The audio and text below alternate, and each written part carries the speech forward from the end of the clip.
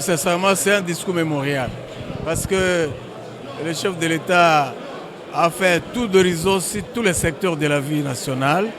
Et il a essayé de dire de pas à pas tout ce qui se passe dans notre République. Et nous disons, si tout ce que le chef nous a dit aujourd'hui, que nous, le peuple congolais, sommes en mesure de capitaliser ça et de mettre ça en application, notre pays ira certainement de l'avant. Et nous remercions le chef pour avoir fait un très bon discours et surtout avoir dit la vérité sur ce qui se passe parce que notre pays est agressé par le Rwanda et le chef n'a pas caché les aspects intrinsèques de cette guerre. Il a dit la réalité, comment ça se passe et où est-ce que nous allons pour le moment. Merci beaucoup. Oui, évidemment, les ténèbres doivent venir de l'extérieur tout comme de l'intérieur même parce qu'il y a les ténèbres internes et aussi les ténèbres externes. Et ces ténèbres-là ne régnent toujours pas sur le Congo. Le Congo, c'est un pays qui est déjà dédié à Dieu et Dieu est en train de faire tous les efforts possibles pour que ce pays soit délivré du mal et de tous les maux qui l'acculent. Maintenant, le pays est sur les rails et nous disons les ténèbres doivent disparaître de notre pays. Merci. Nous sortons du congrès où nous venons d'écouter l'allocution de son Excellence Félix Antoine Tshisekedi Tshilombo, chef de l'État, sur l'état de la nation. C'est un discours historique où le président de la République a ainsi balayé tous les secteurs de la vie nationale, partant de la sécurité sur l'ensemble du pays. Et il a brossé tout ce qui est sur l'accord de Washington, l'accord du Doha. Il a parlé de l'environnement où le Congo doit retrouver sa place comme pays solution par rapport à ça. Il a parlé de l'exploitation minière où il a dit qu'aujourd'hui, il faut que les Congolais puissent avoir l'intérêt sur l'exploitation du produit minier sur le sol congolais. Il a parlé de la santé, il a parlé du programme du 145 territoires où aujourd'hui il doit mettre encore le paquet pour que ces grands projets-là puissent se réaliser sur l'ensemble du territoire national. Donc vraiment, nous sommes tellement satisfaits. Il a parlé des embouteillages de la ville de Kinshasa, il a parlé de l'insalubrité dans la ville de Kinshasa. Donc c'est un président qui connaît pratiquement son pays, il connaît tous les secteurs de la vie nationale et il veut apporter la solution par rapport à ça. Le problème de Kinshasa, c'est sa démographie qui est galopante. Donc, il y a une forte démographie dans la ville de Kinshasa et chaque population produit un déchet et ça fait un grand problème de collecter tous ces déchets-là et de les traiter.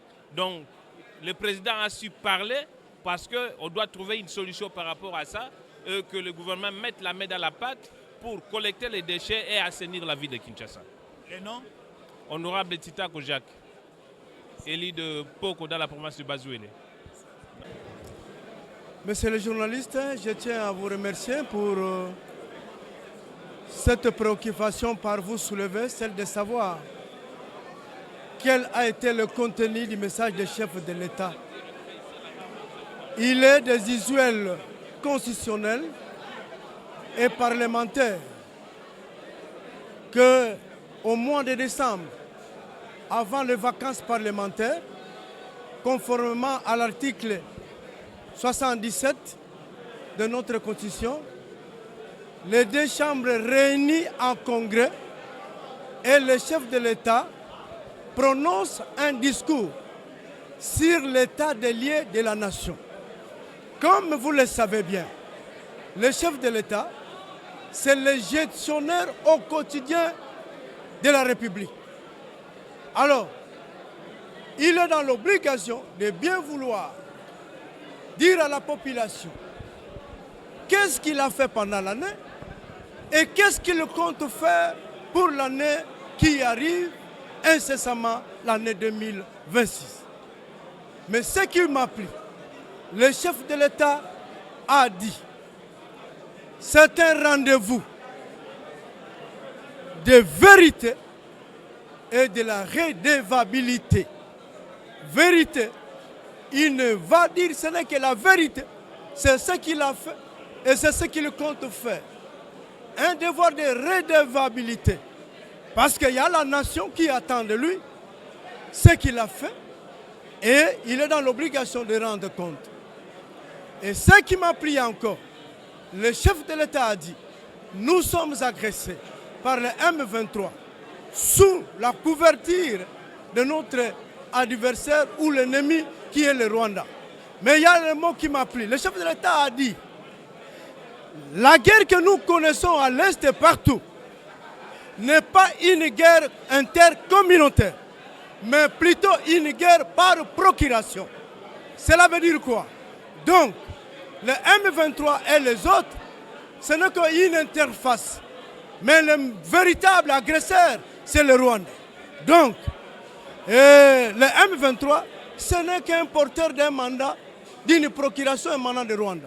Alors, sur ce, le chef de l'État a dit, nous les Congolais, nous avons l'obligation de nous souder pour mettre l'ennemi en dehors, pour que le développement soit effectif.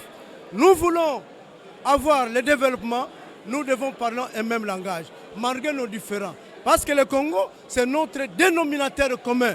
Nous n'avons pas un autre pays si ce n'est que le Congo. Si au jour d'aujourd'hui, avec tous nos différends, nous allons laisser la voie à l'ennemi, et demain, quel sera le sort de notre Congo? Donc c'est pour autant dire que le chef de l'État a brossé secteur par secteur en nous expliquant qu'est-ce qu'il a fait, qu'est-ce qu'il compte faire. Bon, donc c'est un discours rassembleur prononcé par le chef de l'État. Voilà en bref et en grosso modo le contenu du message du chef de l'État, Félix Antoine Tshisekedi, que nous avons l'obligation de soutenir. Merci.